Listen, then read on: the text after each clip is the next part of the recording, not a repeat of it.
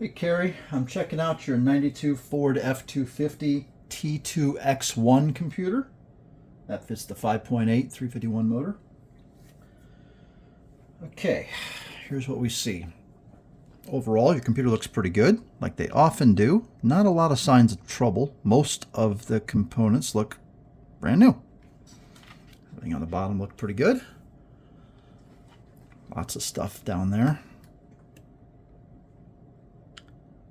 Nothing obvious and damaged there, which is kind of par for the course.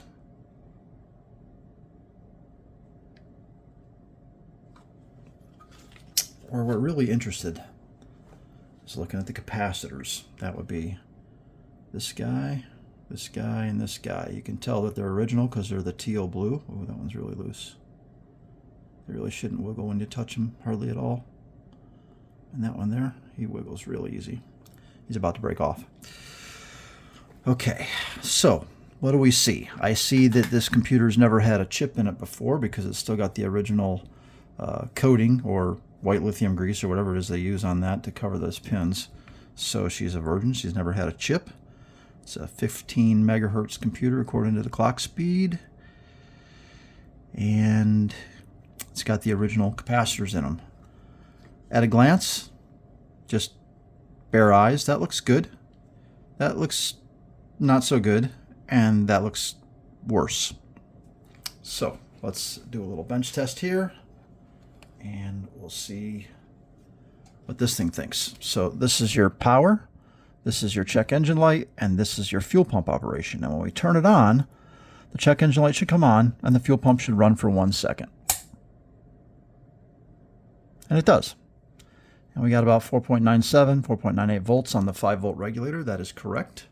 And now we throw it into code pulling mode. It's going to freak out for a second, and then it's going to start blinking some 2-digit trouble codes. There's the freak out.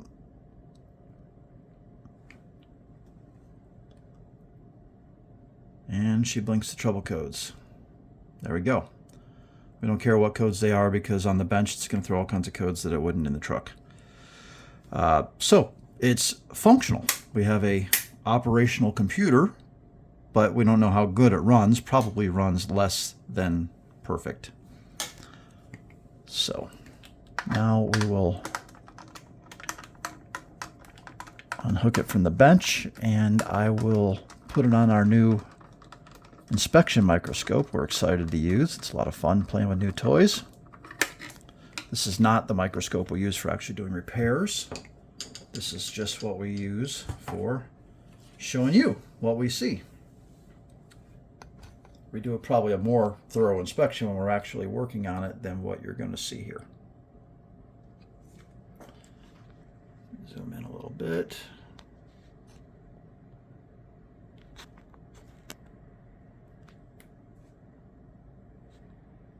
Okay. Now you can roughly see what I see. All right, let's start off with this first capacitor. There she is. Try to get under it by angling it up as much as I can. And oh yeah, look at that. That's a money shot right there. That's all corrosion. That shouldn't be there. And you can see where the corrosion sort of branches out away from the capacitor. It's sort of eating all the stuff around it. This ground plane it's on is kind of getting chewed away there. It's really obvious there where you see these little divots. You see how the corrosion sort of spreads. It's starting to kind of come over here. You're seeing this green dusty stuff. It's starting to attack this resistor. And all the way over into here.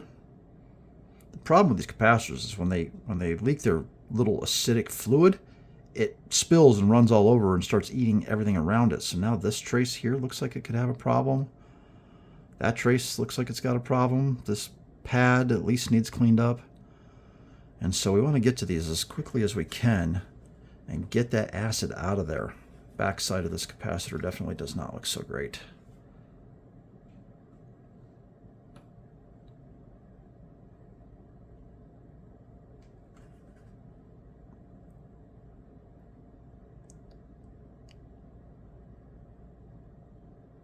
Everything in the computer world is kind of a bunch of straight lines.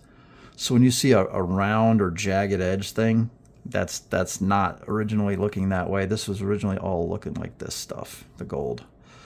So this acid's kind of got under there and started eating away at stuff. That's really bad. You see that black crap in there? That's no good. That's no good. I don't like that either. It's starting to attack the unrelated stuff. This is still fixable, but it's starting to get kind of bad on this capacitor. It's definitely good that we get it. You can really see the raw fluid there. This kind of brown oil looking spots where it kind of spits out the bottom of the capacitor at some point. All right, let's look at capacitor number 2. This is the one on the top.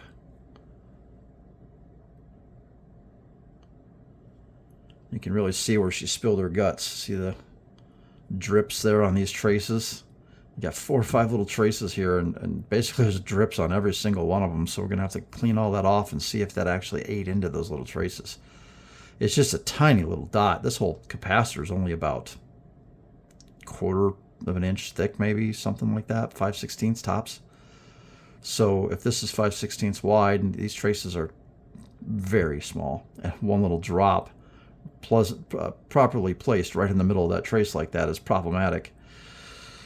I see some bigger problems over here too. Let's see that trace here. He's got a lot of goop right on top of him.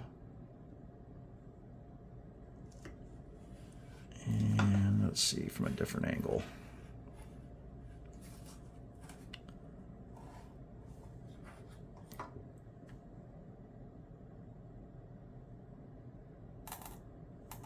It's not so easy to see under these capacitors. They're in their own way and their own light too, but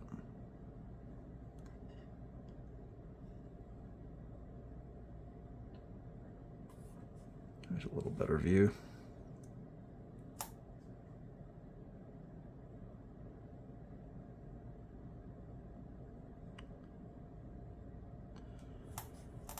As you can see, she's a leaker. Now let's get to number 3. That's the worst one. It's this guy.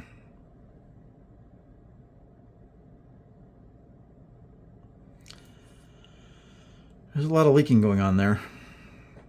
That leaking's spread out a good ways. Actually, it looks like it's maybe even headed all the way over to the microprocessor.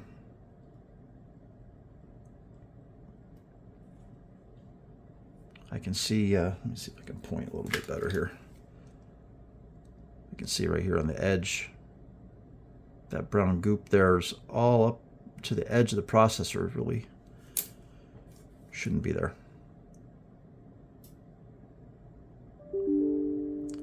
And of course, underneath this thing is going to be a pit of corrosion. Yeah, there's the money shot right there. That pad is extremely corroded. A pad looks something like this. It's supposed to be just this circle with solder connecting whatever plugs into the top of it. This pad, there's just nothing left of it. And so when we look at a pad like this that's from here, what we're going to see is that everything from about here up is corroded, and then the pad itself is heavily corroded. And repairing the pads is not so easy as it is to maybe repair the trace. Traces are like little highways. They get a little pothole in them or something. You can patch over it kind of easily. But when this whole pad is gone, there's nothing to solder to. And that's when it gets tricky.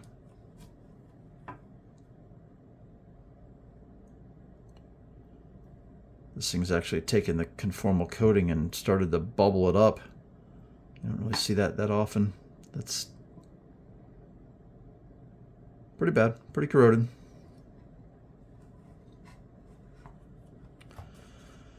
And that's really all we need to focus on. We need to get that out, clean it up, and see how bad this one really is. If there's anything that's going to be a showstopper, it might be that one. I think it'll be okay. I think we'll be able to fix it, but that's definitely going to be worse when we get it apart and have a good look at it. That's going to be worse than it appears.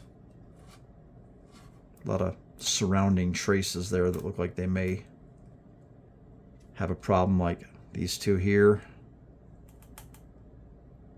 that one there, Maybe this one in here. Sometimes these traces, I mean, that thing's like a 0.5 millimeter thick, this trace, and that's a big one. Sometimes when you clean them off and look at them, half the trace is eaten away, and it's just got a little tiny strip of copper left that's unbelievably small, and that's all that keeps the computer even working. Some of these other traces aren't big to begin with. If you want to kind of put it into perspective, here's my pinky.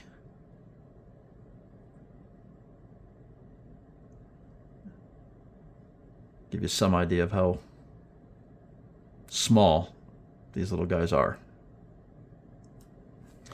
All right, enough of my dirty fingernail. All right, we think it's probably salvageable. I don't think this is going to be a showstopper, but you never truly know till you get it apart and see just how bad that damage is. But at this point, I do recommend we move forward and try to fix it. These computers from the early to mid-90s F-Series trucks, they're not so easy to come by. Some of these things are really hitting the money. $600 or $700 now is what some of these are going for. So it used to be cheaper to throw the computer away and get another one or buy a reman than it was to try to fix this stuff. And now it's the other way around. It's much cheaper to fix it. And even if you buy a reman, or not so much a reman, but if you buy a used one, this is what you get. This is average. So buying another one and trying to, you know, just use computer your way out of this problem really doesn't work. You really got to start with the nicest one you can that's the correct catch code. This is the catch code. It's a T2X1 computer. And the hardware type is EFI SD for speed density 48B. And so it's an EC4 computer. That's the hardware code. That's the catch code. And this F2TF12A650PB, that's the part number. The rest of it's kind of serial numbers and stuff that doesn't matter to any of us. This is interesting too. You can sometimes see, let me see if I can get a good view of this. With a little bit of backlighting, it's kind of fun to see the traces in the board. These boards are not always as simple as they look. Sometimes they're a 4-layer cake. And so there's a top and there's a bottom, but sometimes there's 2 more layers in the middle. And that's not very easy to repair. If those inner layers get damaged by the corrosion has to eat really, really deep for that to happen. But if it gets down below the upper layer, it gets to be where repairing is not a very good option. Well, that's it. Kerry, we'll get this thing worked on, and I'll send you this video. Thanks.